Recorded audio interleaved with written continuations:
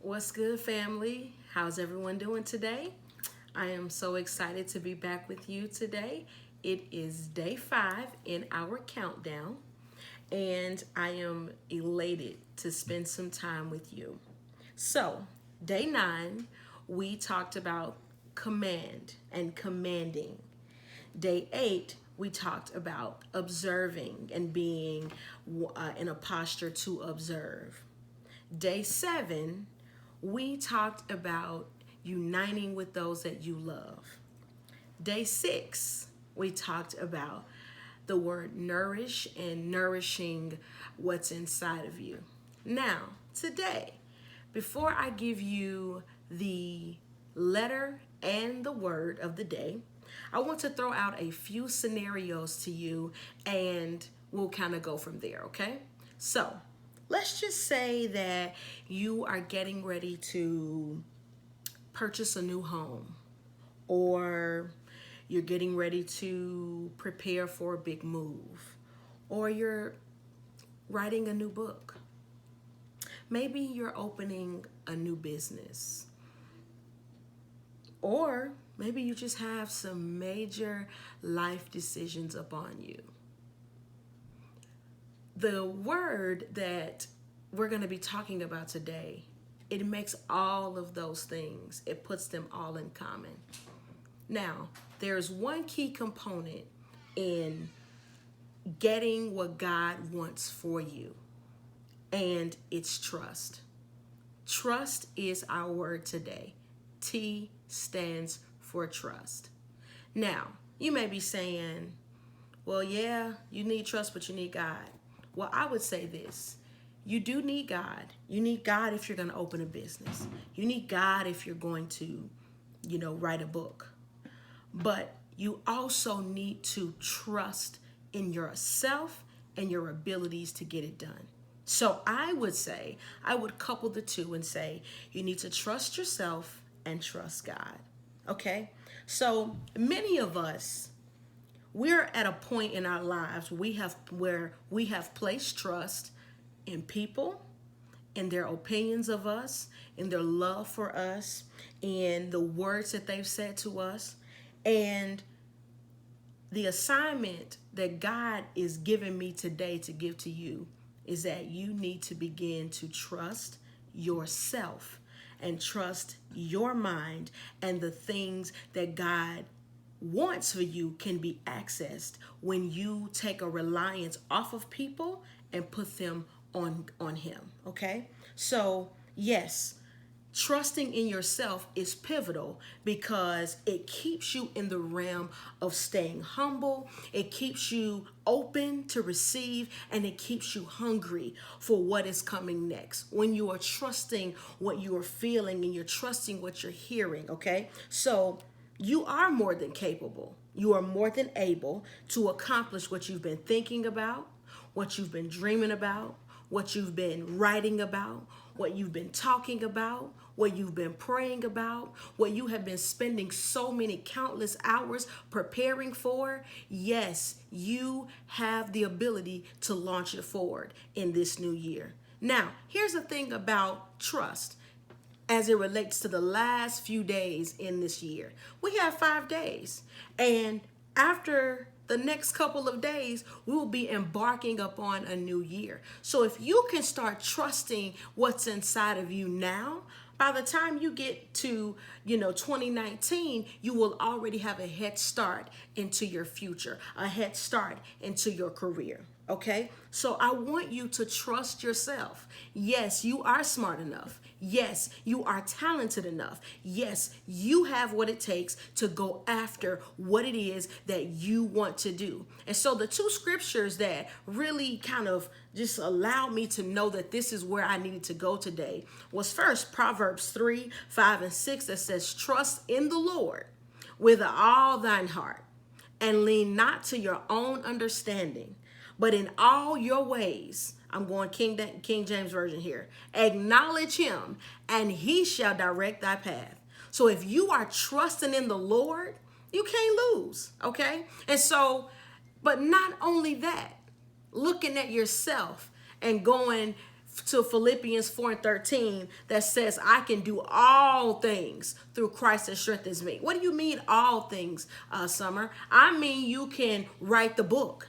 I mean, you can buy the house. I mean, you can go to school. I mean, you can start this new business. I mean, you can do all things through Christ that is giving you the strength to do it. So it is a matter now of understanding your value, understanding what you bring to the table, and trusting what's inside of you to execute. Because the danger of not going forward because you're relying on other people is that sometimes things will happen and things will change. And it is important that you have a firm grip and a firm grasp on how you feel about yourself, how you feel about what's inside of you, what your gifts are, what your talents are, what you bring to the table, and also having God, who is the key component, the glue to keeping it all together. And so when you have all of those components working together, success knocks up on your door. Opportunity comes running after you. Okay?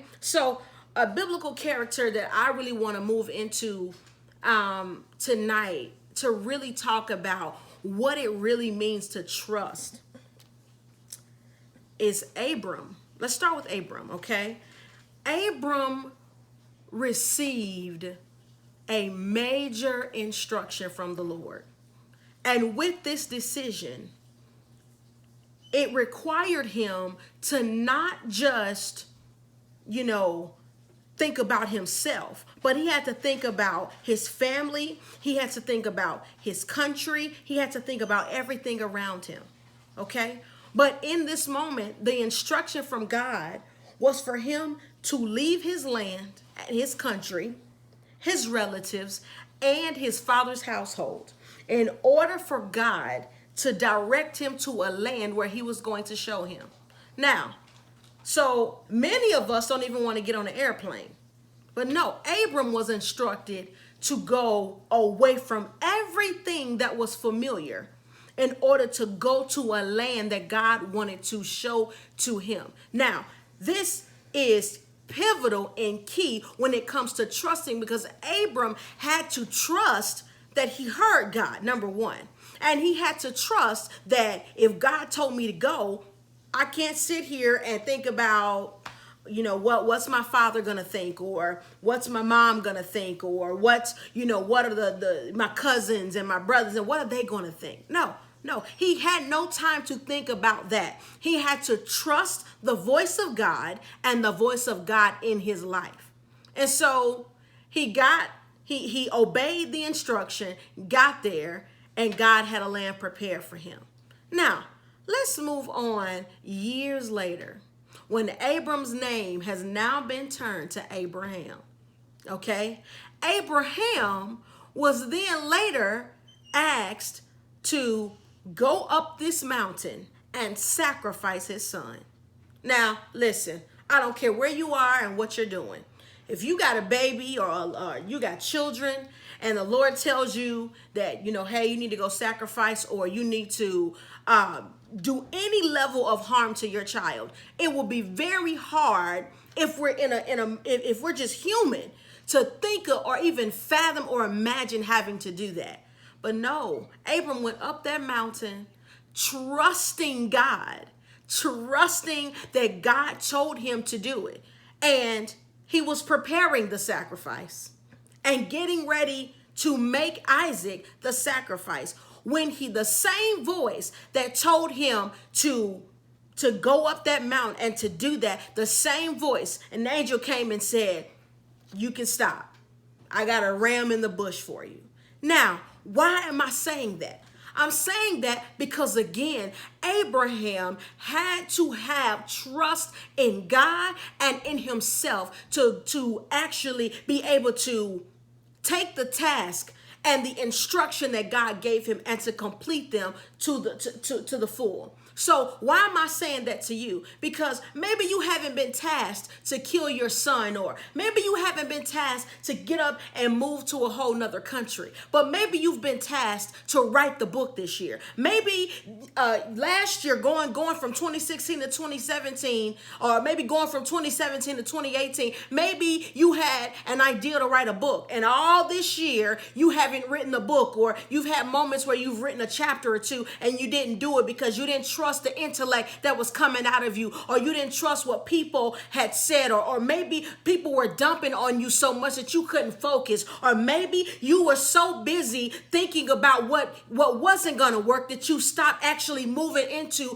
thinking about what could work. Maybe you have been in a position where you did not trust what was inside of you. Well, I am here to tell you today that God is saying, when you trust me with it all, when you trust me with your heart, when you trust me with your abilities, when you trust me with what I'm giving to you, I will make the path clear. I will make the path straight. I will walk you into your destiny. I will walk you into your purpose. I will walk you into your promise. But it comes when you have a made up mind that nothing is going to deter you from obeying God. Nothing is going to deter you from loving yourself to a place where you trust yourself, where you see yourself doing what you have always wanted to do. But it comes when you are in a place where you love what you see when you look in the mirror. It comes when you love what you're doing in your daily assignments. It comes for when you're actually making goals and you're writing strategies for your own life and not making excuses as to why you can't do it, but why the neighbor down the street keeps doing it.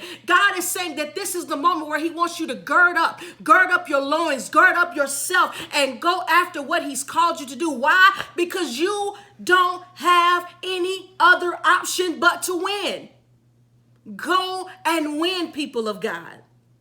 But you have to understand the value of trust. With you having family members, they are there to encourage. Friends are there to encourage. And sometimes they do a great job. But God wants you to understand that when you can look at yourself and you can say, I can do all things through Christ who gives me the strength. When you can say those words emphatically, God says, I'll open up the doors for you. And when you can understand that trusting in me means that your path will always be directed, people, you don't have an option but to win. So before I leave you tonight, I want to give you a few pointers to really take home as you are trusting. And before I give those pointers, I do have an assignment for you. I want you to look over your life over this year, and I want you to write down the areas in your life where you lack trust, especially if they're in direct correlation to doing something that God has told you to do. I want you to write those things down. Why? Because when you write them down, you're able to face them and look at them and say, you know what, doubt? Yep, I did. I was so busy doubting that I stopped doing. And one of my friends has a hat and a shirt that says doubt, and the O-U-T is crossed out. And the only thing that's there is do. Stop doubting and do. Okay? So I'm saying that to you because it is time. It is time for you to see what areas in your life have you not trusted God in? What areas in your life have you not trusted your own abilities in?